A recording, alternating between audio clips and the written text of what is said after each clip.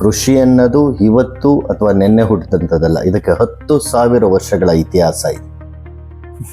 ಹಸಿರು ಕ್ರಾಂತಿ ಹೆಸರಲ್ಲಿ ನಾವು ಹೊಸ ಹೊಸ ತಳಿಗಳನ್ನು ಸೃಷ್ಟಿ ಮಾಡಬೇಕು, ನಮಗೆ ಬರಗಾಲ ಇದೆ, ನಮ್ಗೆ ಆಹಾರದ ಕೊರತೆ ಇದೆ, ಈ ಥರದ್ದೆಲ್ಲ ನೆಪ ಒಡ್ಡಿ ಅದು ನಮ್ಮ ಸಿದ್ದಾಪುರದ ಕಡೆ ಹೋದ್ರೆ ಒಂದೊಂದು 30-40 ಕಿಲೋಮೀಟ್ರಲ್ಲೇ 10 ಥರದ ತಳಿಗಳು. ನಾವೊಂದ್ಸಲ ಸಿದ್ದಾಪುರ, ಸಿರ್ಸಿ, ಆ ಸೊರಬ ಭಾಗದಲ್ಲಿ ಬರೀ 100 ಕಿಲೋಮೀಟರ್ ಆಸುಪಾಸಲ್ಲಿ 120 ತಳಿಗಳನ್ನು ದಾಖಲು ಮಾಡಿದೆ. ಅಂದ್ರೆ ಒಂದು ಕುಚುಬ್ಲಕ್ಕಿಗೊಂದು, ದಿನನಿತ್ಯದ ಅನ್ನಕ್ಕೊಂದು, ದೇವರ ನೈವೇದ್ಯಕ್ಕೊಂದು, ಮಗುವಿನ ಹೊಸ ಅನ್ನ ಕೊಡ್ಲಿಕ್ಕೊಂದು, ಯಾವುದೋ ಒಂದು ಸರ್ಪ ಸುತ್ತಗೊಂದು, ಅಂದ್ರೆ ಉದ್ದ ತಳಿಯ ತೆನೆ, ಗಿಡ್ಡ ತಳಿಯ ಎತ್ತರ. ಈಗೇನಾಯ್ತು, ಒಂದು ಗಿಡ್ಡನಾದ ಉದ್ದ ತೆನೆಯ ಒಂದು ತಳಿ ಬರಕ್ಕೆ ಶುರುವಾಯಿತು. ಅಂದ್ರೆ ಇವೆರಡು ಕ್ರಾಸಿಂಗ್, ಇದು ಮಿಕ್ಸ್ ಮಾಡಿರೋದು. ಇದು ಅಧಿಕ ಇಳುವರಿ ತಳಿಗಳು, ಹೈ ಈಲ್ಡಿಂಗ್ ವೆರೈಟೀಸ್. ಈ ಹೈ ಈಲ್ಡಿಂಗ್ ವೆರೈಟೀಸ್ ಏನು ತುಂಬ ಇಳುವರಿ ಏನು ಕೊಡಲ್ಲ. ನೀವು ಚೆನ್ನಾಗಿ ಗೊಬ್ಬರ ಹಾಕಿರೋ, ಚೆನ್ನಾಗಿ ನೀರು ಕೊಟ್ಟರೆ, ಚೆನ್ನಾಗಿ ಕಾಳಜಿ ಮಾಡಿ ರಕ್ಷೆ ಕೊಡ ಅಂತಾರೆ. ನಮ್ಮಲ್ಲಿ ಎಷ್ಟೋ ತಳಿಗಳಿದೆ, ಒಂದ್ಸಲ ನೀವು ಹೋಗಿ ಹಾಕಿ ಬಂದುಬಿಟ್ರೆ ಅದ್ರ ಪಾಡ್ಗಂತ ಪಡ್ಕೊಳ್ಳುತ್ತೆ. ಆದರೆ ಈ ಹೈಬ್ರಿಡ್ ತಳಿನಲ್ಲಿ ರೈತರು ಮಟ್ಟದಲ್ಲಿ ಬೀಜೋತ್ಪಾದನೆ ಮಾಡೋದು ಭಾಳ ಕಷ್ಟ ಆಗಿದೆ. ಇಲ್ಲಿ ದೇವರ ಸೃಷ್ಟಿನಲ್ಲಿ ಕತ್ತೆಗೆ ಕತ್ತೆ, ನಾಯಿಗೆ ನಾಯಿ, ಮನುಷ್ಯನಿಗೆ ಮನುಷ್ಯ ಹುಟ್ಟೋದು ಇದು. ಎಲ್ಲರೂ ಹೋಗಿ ಹಂದಿಗೆ ಕತ್ತೆ ಹುಟ್ಟುತ್ತಾ ಇಲ್ಲ, ಎಲ್ಲರೂ ನಾಯಿಗೆ ಹೋಗಿ ಬೆಕ್ಕು ಹುಟ್ಟುತ್ತಾ? ಇಂಥ ಒಂದು ವಿಕೃತನ ಈಗ ವಿಜ್ಞಾನಿಗಳು ಶುರುವಚ್ಚಿದ್ದಾರೆ. ಲಾಭ ಬುಡಕ ಬಹುರಾಷ್ಟ್ರೀಯ ಕಂಪ್ನಿಗಳು ಶುರುವಚ್ಚಿದ್ದಾರೆ.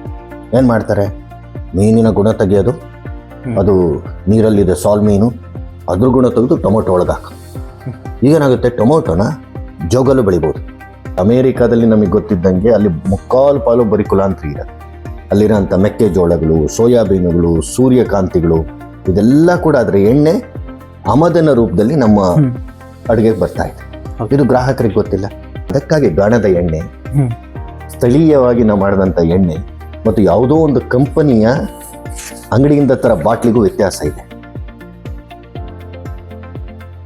ನಮಸ್ಕಾರ ಸ್ನೇಹಿತರೆ, ಇವತ್ತು ನಮ್ಮ ಜೊತೆ ಇದ್ದಾರೆ ಹಲವಾರು ವರ್ಷಗಳಿಂದ ದೇಸಿ ಬೀಜಗಳ ಮೇಲೆ ಕೃಷಿ ಮಾಡಿದಂತಹ, ಸಾಧನೆ ಮಾಡಿದಂತಹ ಮತ್ತು ಅದರ ಸಂರಕ್ಷಣೆ ಮಾಡಿದಂತಹ ಮತ್ತು ಅದರ ಕುರಿತಂತೆ ಸಾಕಷ್ಟು ಕೆಲಸ ಮಾಡಿದಂತಹ, ಪ್ರಚಾರ ಮಾಡಿದಂತಹ ಮೈಸೂರಿನವರಾದ ಕೃಷ್ಣ ಪ್ರಸಾದ್ ಅವರು.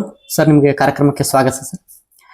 ಇವತ್ತು ನಾವು ಮುಖ್ಯವಾಗಿ ದೇಸಿ ಬೀಜಗಳು, ಹೈಬ್ರಿಡ್ ಬೀಜಗಳು ಮತ್ತೆ GMO ಸೀಡ್ಸ್ಗಳ ಕುರಿತು ಒಂದಿಷ್ಟು ಚರ್ಚೆ ಮಾಡೋರಿದ್ದೀವಿ ಸರ್. ಆ ಕಾರ್ಯಕ್ರಮಕ್ಕೆ ಮತ್ತೊಮ್ಮೆ ನಿಮಗೆ ಸ್ವಾಗತ ಸರ್. ಮೊದಲಿಗೆ ನಮ್ದು ಪ್ರಶ್ನೆ ಅಂತಂದ್ರೆ, ಈಗ ದೇಸಿ ಬೀಜಗಳು, ಹೈಬ್ರಿಡ್ ಬೀಜಗಳು ಮತ್ತೆ GMO ಬೀಜಗಳು ಅಂತ ಹೇಳಿ ನಾವು ಕರಿತೀವಿ.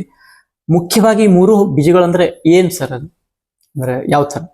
ಈಗ ನಾವು ದೇಸಿ ಬೀಜ, ಹೈಬ್ರಿಡ್ ಅಥವಾ ಹೊಸ ಏನು ಕುಲಾಂತರಿ, ಜೆನೆಟಿಕಲಿ ಮಾಡಿಫೈಡ್ ಅಂತೀವಿ, ಅದು ಏನು ಅಂತ ಅರ್ಥ ಮಾಡ್ಕೊಳ್ಳೋದಕ್ಕೆ ಮೊದಲು ನಮ್ಮ ಸಾಂಪ್ರದಾಯಿಕ ಕೃಷಿ ಹೇಗಿತ್ತು ಅನ್ನೋದನ್ನ ಅರ್ಥ ಮಾಡ್ಕೋಬೇಕಿತ್ತು. ಅಂದರೆ ನಮಗೆ ಸ್ವಾತಂತ್ರ್ಯೋತ್ತರದಲ್ಲಿ ನಮ್ಮ ಕೃಷಿಯನ್ನ ನಾವು ನೋಡೋದಾದ್ರೆ ಅದಕ್ಕೆ ತುಂಬ ಭವ್ಯ ಪರಂಪರೆ ಇತ್ತು. ಯಾಕಂದರೆ ಕೃಷಿ ಅನ್ನೋದು ಇವತ್ತು ಅಥವಾ ನಿನ್ನೆ ಹುಟ್ಟಿದಂಥದ್ದಲ್ಲ. ಇದಕ್ಕೆ 10,000 ವರ್ಷಗಳ ಇತಿಹಾಸ ಇದೆ. ಅದು ವಿಶೇಷವಾಗಿ ಏನು ಹರಪ್ಪ ಮಹೆಂಜೋದರ ಇರ್ಬೋದು, ಅಥವಾ ಈ ನೈಲ್ ನದಿಯ ಬಯಲುಗಳಿರ್ಬೋದು, ಅಥವಾ ಆಫ್ರಿಕಾದ ಕೆಲವು ನಾಗರಿಕತೆಗಳ ಜೊತೆ ಇರ್ಬೋದು, ಇವನ್ನು ಪೆರುವಿನ ಮಾಚು ಪಿಚ್ಚು, ಇಲ್ಲೆಲ್ಲ ಕೂಡ ಈ ಕೃಷಿ ಅನ್ನೋದು ಸಾವಿರಾರು ವರ್ಷಗಳಿಂದ ಇದ್ದ ಸಂಸ್ಕೃತಿ.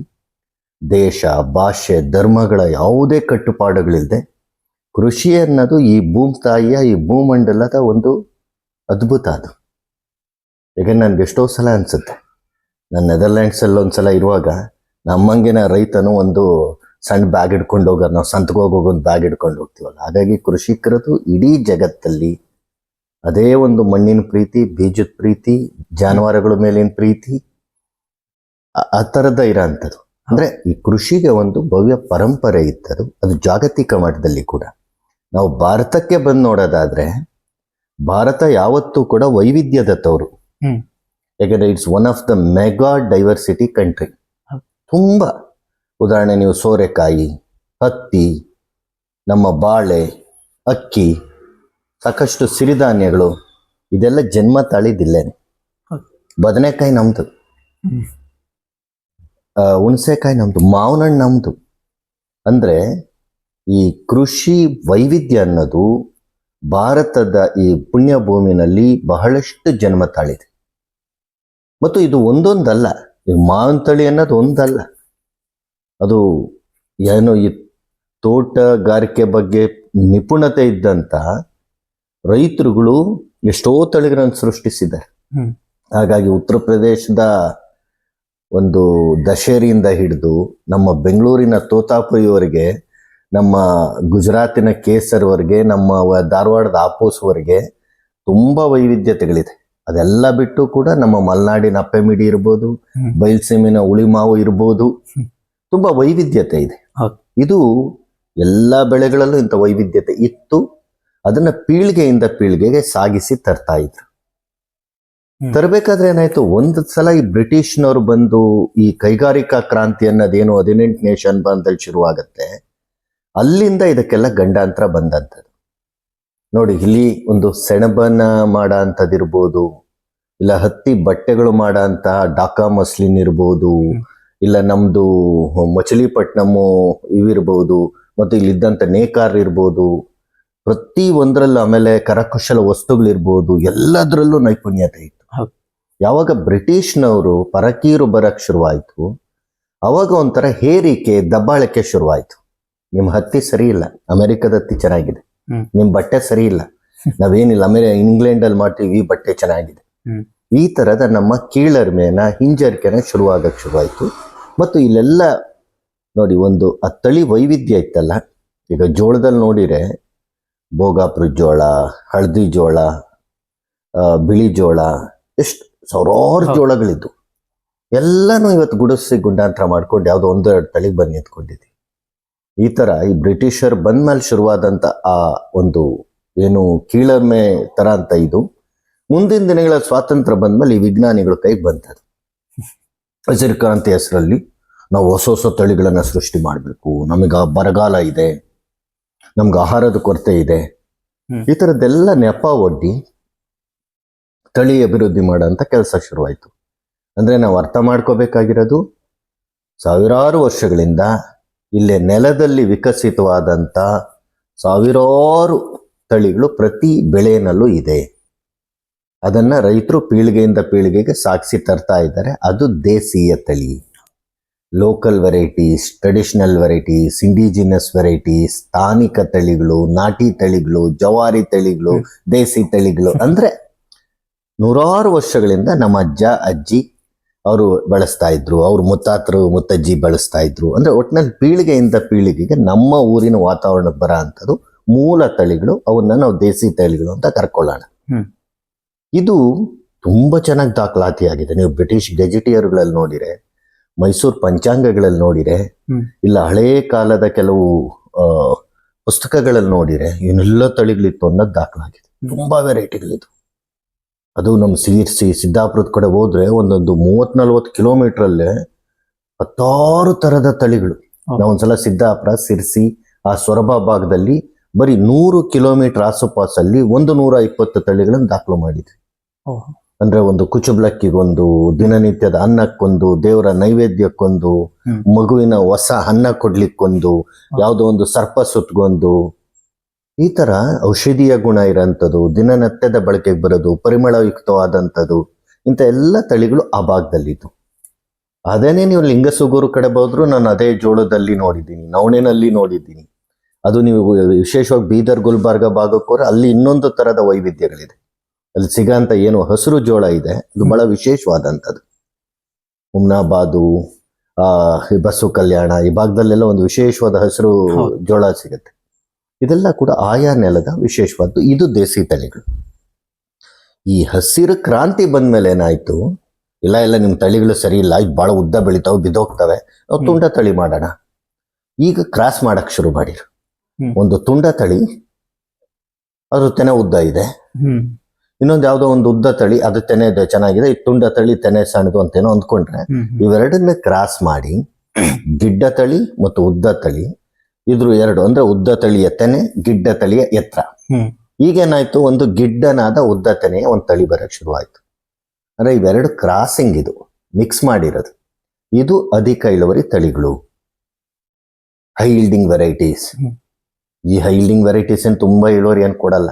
ನೀವು ಚೆನ್ನಾಗಿ ಗೊಬ್ಬರ ಹಾಕಿರೋ, ಚೆನ್ನಾಗಿ ನೀರು ಕೊಟ್ರೆ, ಚೆನ್ನಾಗಿ ಕಾಳಜಿ ಮಾಡಿರೋ ಅಷ್ಟೇ ಕೊಡ ಅಂತದ್ದು. ನಮ್ಮಲ್ಲಿ ಎಷ್ಟೋ ತಳಿಗಳಿದೆ, ಒಂದ್ಸಲ ನೀವು ಹೋಗಿ ಹಾಕಿ ಬಂದ್ಬಿಟ್ರೆ ಅದ್ರ ಪಾಡ್ಗದ್ ಬೆಳ್ಕೊಳ್ಳುತ್ತೆ. ಉದಾಹರಣೆ ಸಾವೆ, ಕೊರಲು, ಯಾರು ಕಾಳಜಿ ಮಾಡಲ್ಲ ಅದಕ್ಕೆ. ಮಳೆ ಬಂದಾಗ ಒಂದ್ಸಲ ನೆಲ ಎಲ್ಲ ರೆಡಿ ಮಾಡಿಬಿಟ್ಟು ಬಿತ್ತು ಬಿಡ್ತಾರೆ. ಅದ್ರ ಪಾಡ್ಗೆ ಅದು 3 ತಿಂಗಳಾದ್ಮೇಲೆ ಕುಯ್ಕು ಬರ್ತಾರೆ. ಇಂಥ ಸೋಮಾರಿ ಕೃಷಿಗೊಂದಂತ, ಇಂಥ ಸುಲಭ ಕೃಷಿಗೊಂದಂತ ಪಾರಂಪರಿಕ ತಳಿಗಳಿದಾವೆ. ಬಟ್ ಈಗೇನಾಯ್ತು, ನಮ್ಗೆ ಹೆಚ್ಚು ಇಳುವರಿ ಬೇಕು ಅಂತ ಈ ಅಧಿಕ ಇಳುವರಿ ತಳಿಗಳನ್ನು ತಂದ್ರು. 2 ತಳಿಗಳನ್ನ ಕ್ರಾಸ್ ಮಾಡ ಅಂತದ್ದು. ಇದು ಸಾಲಿಲ್ಲ, ಮುಂದೆ ಬಂತು ಹೈಬ್ರಿಡ್ ತಳಿಗಳು. ಈ ಹೈಬ್ರಿಡ್ ತಳಿಗಳಲ್ಲಿ ಏನಾಗುತ್ತೆ, ಕೊನೆ ಪಕ್ಷ ಈ ಅಧಿಕ ಇಳುವರಿ ತಳಿಗಳನ್ನ ರೈತ ಜಾಣ್ಮೆ ವಹಿಸಿರೆ, ರೈತರು ವಿಜ್ಞಾನಿ ಇಬ್ರು ಕೈ ಜೋಡಿಸಿರೆ ನಾವೇ ಅದನ್ನ ಮೈಂಟೈನ್ ಮಾಡ್ಕೊಳಕ್ ಸಾಧ್ಯ ಇದೆ. ಆದ್ರೆ ಈ ಹೈಬ್ರಿಡ್ ತಳಿನಲ್ಲಿ ರೈತರು ಮಟ್ಟದಲ್ಲಿ ಬೀಜೋತ್ಪಾದನೆ ಮಾಡೋದು ಬಹಳ ಕಷ್ಟ. ಇಲ್ಲೇನಾಗುತ್ತೆ, ಬೇರೆ ಬೇರೆ ತಂತ್ರಜ್ಞಾನಗಳನ್ನ ಅವ್ರು ಬಳಸ್ತಾರೆ. ಇವರು ಆ ಸಂಕರಣ ಮಾಡುವಾಗ ಒಂದಷ್ಟು ಆ ಮೇಲ್ ಇದನ್ನೆಲ್ಲ ಸ್ಟೆರೈಲ್ ಮಾಡದೆ ಅದಕ್ಕೆ ಬಂಜತನ ಮಾಡಿ ಈ ಥರದ್ದೇನೇನೋ ಕ್ರಾಸಿಂಗ್ ಎಲ್ಲ ಮಾಡ್ತಾರೆ. ಅದು ಹೈಬ್ರಿಡ್ ತಳಿಗಳದು. ಅದೇನಿದ್ರು ವಿಜ್ಞಾನಿ ವಲಯದಲ್ಲಿ ಮಾತ್ರ ಮಾಡೋಕ್ಕಾಗಂಥದ್ದು. ಇಲ್ಲ ಒಂದು ಸೀಮಿತವಾದಂಥ ಒಂದು ಬೀಜ ತಾಕುಗಳಲ್ಲಿ ಮಾಡೋದು ಅಂದ್ರೆ ರೈತರು ಮಾಡೋದು ಬಹಳ ಕಷ್ಟ. ಅದು ಇದು ಇನ್ನು ಮುಂದೆ ಬರೋದು ಈ ಇತ್ತೀಚಿನ ದಶಕಗಳಲ್ಲಿ ನಮ್ಮ ಬಿಟಿ ಬದನೆ ಬಂದ್ಮೇಲೆ, ಬಿಟಿ ಕಾಟನ್ ಬಂದ್ಮೇಲೆ, ಬಿಟಿ ಹತ್ತಿ ಬಂದ್ಮೇಲೆ ಅದು ಕುಲಾಂತರಿ ತಳಿಗಳು, ಜೆನೆಟಿಕಲಿ ಮಾಡಿಫೈಡ್. ಇದು ದೊಡ್ಡ ಅಪಾಯ ಬಂದಿರೋದು.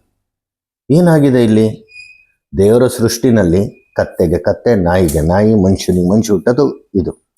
ಎಲ್ಲರೂ ಹೋಗಿ ಹಂದಿಗೆ ಕತೆ ಹುಟ್ಟುತ್ತಾ, ಇಲ್ಲ ಎಲ್ಲರೂ ನಾಯಿಗೆ ಹೋಗಿ ಬೆಕ್ಕು ಹುಟ್ಟುತ್ತಾ?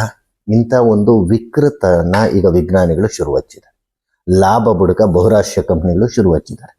ಏನ್ ಮಾಡ್ತಾರೆ, ಮೀನಿನ ಗುಣ ತೆಗೆಯೋದು, ಅದು ನೀರಲ್ಲಿದೆ ಸಾಲ್ ಮೀನು, ಅದ್ರ ಗುಣ ತೆಗೆದು ಟೊಮೊಟೊ ಒಳಗೆ ಹಾಕೋದು.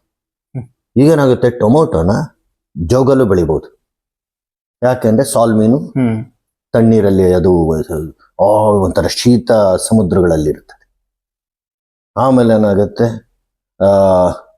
ಮಿಂಚುಳದ ಗುಣ ತೆಗೆಯೋದು, ತಂಬಾಕು ಸೇರಿಸಿ ರಾತ್ರಿ ಎಲ್ಲ ಮಿಣಮಿಣ ಅನ್ಸೋದು ಗಿಡನ. ಈ ತರ ದೇವರ ಸೃಷ್ಟಿಗೆ ವಿರುದ್ಧವಾದಂತ ಉಚ್ಚಾಟಗಳನ್ನ ಈಗ ಈ ಲಾಭಕೋರ ಕಂಪ್ನಿಗಳು ಶುರು ಮಾಡಿದೆ. ಅದನ್ನ ಕುಲಾಂತರಿ ತಳಿಗಳು, ಜೆನೆಟಿಕಲಿ ಮಾಡಿಫೈಡ್ ಕ್ರಾಪ್ ಹೆಸರಲ್ಲಿ ಹೊರಗಡೆ ತರಕ್ಕೆ ಮಾಡ್ತಾ ಇದೆ. ಹಾಗಾಗಿ ಬಿಟಿ ಬದನೆ ಕಾಟನ್, ಬಿಟಿ ಹತ್ತಿ ಮೂಲಕ ಶುರುವಾದಂತ ಇಂಥ ಹುಚ್ಚಾಟಗಳು ಮುಂದೆ ಬಿಟಿ ಬದನೆ ಮೂಲಕ ಬರಕ್ಕೆ ನೋಡಿರು. ಆದ್ರೆ ಎಲ್ಲ ರಾಜಕೀಯೇತರವಾಗಿ ಕೂಡ ಎಲ್ಲ ಪಕ್ಷಗಳು, ಎಲ್ಲರೂ ಜನರ ಗ್ರಾಹಕರ ವಿರೋಧ ಬಂದಿದ್ದರಿಂದ ಸದ್ಯಕ್ಕೆ ಆಹಾರ ಬೆಳೆಗಳು ಯಾವುದು ಕೂಡ ಬಂದಿಲ್ಲ. ನಮ್ಮ ಭಾರತದಲ್ಲಿ ಬಿಟಿ ಹತ್ತಿ ಬಿಟ್ರೆ ಇನ್ಯಾವುದೇ ಕುಲಾಂತರಿ ತಳಿಗಳು ಇಲ್ಲ. ಆದ್ರೂ ಕೂಡ ಅದನ್ನ ಮತ್ತೆ ಹಿಂಬಾಗ್ಲಿಂದ ತರ ಅಂತ ಹುನ್ನಾರ ನಡೀತಲೇ ಇದೆ. ಈಗ ಅಮೇರಿಕಾದಲ್ಲಿ ನಮಗೆ ಗೊತ್ತಿದ್ದಂಗೆ ಅಲ್ಲಿ 3/4 ಬರೀ ಕುಲಾಂತರಿ ಇರದೆ. ಅಲ್ಲಿರೋಂಥ ಮೆಕ್ಕೆಜೋಳಗಳು, ಸೋಯಾಬೀನುಗಳು, ಸೂರ್ಯಕಾಂತಿಗಳು, ಇದೆಲ್ಲ ಕೂಡ ಅದ್ರ ಎಣ್ಣೆ ಆಮದಿನ ರೂಪದಲ್ಲಿ ನಮ್ಮ ಅಡುಗೆಗೆ ಬರ್ತಾ ಇದೆ. ಇದು ಗ್ರಾಹಕರಿಗೆ ಗೊತ್ತಿಲ್ಲ. ಇಲ್ಲಿ ಏನು ಇಂಪೋರ್ಟ್ ಆಗಂತ, ಅಮೇರಿಕಾದಿಂದ ಇಂಪೋರ್ಟ್ ಆಗುವಂತ ಸೋಯಾ, ಮೆಕ್ಕೆಜೋಳ, ಸೂರ್ಯಕಾಂತಿ ಎಣ್ಣೆ, ಇದೆಲ್ಲ ಕೂಡ ಕುಲಾಂತರಿ ತಳಿಯಿಂದ ಆದಂಥದ್ದು. ಗ್ರಾಹಕರಿಗೆ ಅರ್ಥ ಮಾಡ್ಕೋಬೇಕು.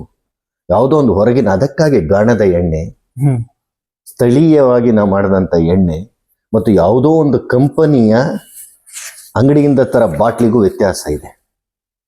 ಯಾಕಂದ್ರೆ ನಾವೇನು ಅಡ್ವರ್ಟೈಸ್ ಬರೋಂಥ ದೊಡ್ಡ ದೊಡ್ಡ ಬ್ರಾಂಡ್ಗಳನ್ನು ನೋಡ್ತೀವಿ, ಅವೆಲ್ಲ ಕೂಡ ಎಣ್ಣೆಯನ್ನ ಅಗ್ಗವಾಗಿ ಸಿಗೋದ್ರಿಂದ ಆಮದು ಮಾಡ್ಕೊಳ್ತಾರೆ.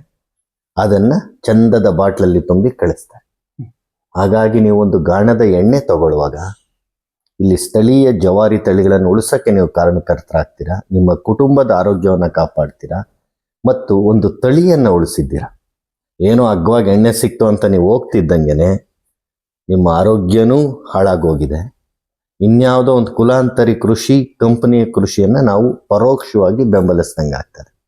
ಹಾಗಾಗಿ ದೇಸಿ ತಳಿಗಳು ಏನಿದೆ ಅದರ ಸುತ್ತಮುತ್ತ ನಾವು ಗ್ರಾಹಕರು ಜಾಗೃತರಾದರೆ ಅವನ್ನ ಮರುಬಳಕೆ ತರಬೇಕು. ಇದು ನಮ್ಗೆ ಅರ್ಥ ಆಗಬೇಕು. ದೇಸಿ ತಳಿಗಳು, ನೆಕ್ಸ್ಟ್ ಬರೋಂಥ ಸುಧಾರಿತ ತಳಿಗಳು, ಅಧಿಕ ಇಳುವರಿ ತಳಿಗಳು, ಹೈಬ್ರಿಡ್ ತಳಿಗಳು ಮತ್ತು ಕುಲಾಂತರಿ ತಳಿಗಳು.